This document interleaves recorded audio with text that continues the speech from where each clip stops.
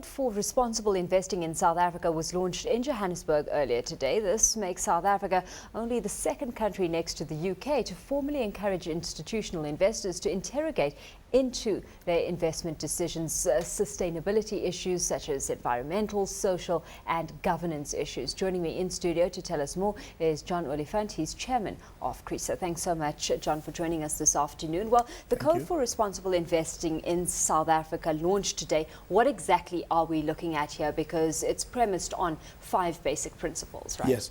Look, thank you again for inviting us. We're quite excited that today South Africa is one of the few countries in the world that has a code for responsible investing. And really that code talks to the asset owners, the asset managers, all the service providers in the chain.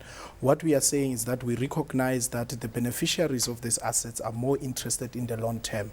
So if you look at the CRISA code, it says that we as investors, we need to take into account the ESG factors that you've referred to in making investment decisions. So the 5 principles of the code talks, first principle, it's more about the recognition of ESG issues. The second one, it's about coming up with policies that will ensure that you integrate this in ESG issues. The third principle, it's about collaborating with other investors to make sure that we can work as a team to effect change. The fourth principle, it's about dealing with conflict of interest, because we know that in our market, especially when you talk about governance, for example, you might find that as an investor, you might have issues with your owner, because you find that certain asset managers, they are either owned by a bank or something. So we're saying that if there are those conflicts of interest, we need to be able to deal with them head on. And then the 5th principle talks to transparency, where we're saying that, you know, we want institutional investors to be transparent about their policies. We also want them to be transparent about how they vote, for example, at AGMs and so forth. Yeah. It's completely voluntary at this stage. Yeah, it's voluntary. So what are you anticipating in terms of adherence to a code like this that is voluntary? Yeah, what is nice about this code, it's not an Oliphant code like other codes, but it's a code by institutional investors for institutional investors. So it's institutional investors amongst themselves that said we need something like this if our system is going to be sustainable in the long term. So it's their code, they came up with it, and I think that they would be able to adhere to it going forward. As I mentioned in the intro, South Africa only the second country next to the UK to formally encourage institutional investors to go down this route. Why such a slow uptake, in terms of participation or getting this code to be enforced? Look, ESG issues, it's been a journey.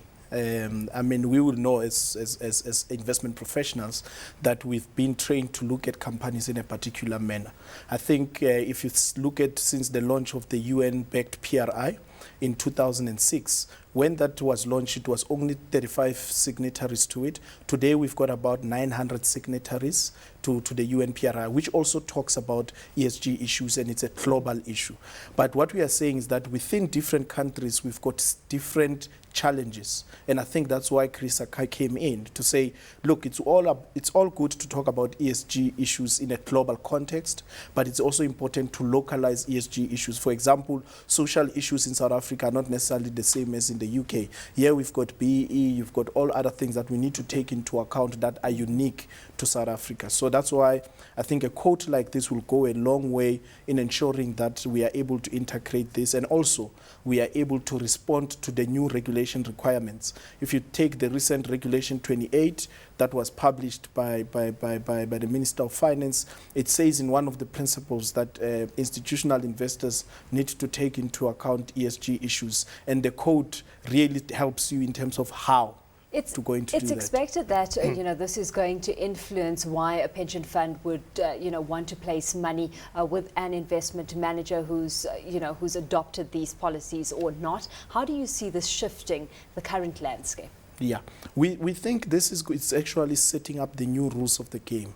So I think it's up to pension funds now to ensure that they hold the asset managers to account. So we believe that in their mandate, because you know that there's an investment management agreement between a pension fund and the asset manager. We believe that going forward, once we've set the standard, the manner that we have done, we would then be in a position where we are able to make sure that that is incorporated into the mandate to asset managers. But also, the code is not only applicable to pension fund, but they are also applicable to other forms of asset owners. So it's important that life companies, you know, your Sanlam, your Old Mutuals, your Liberty Life, they would need to take this into account also when they start to invest life money.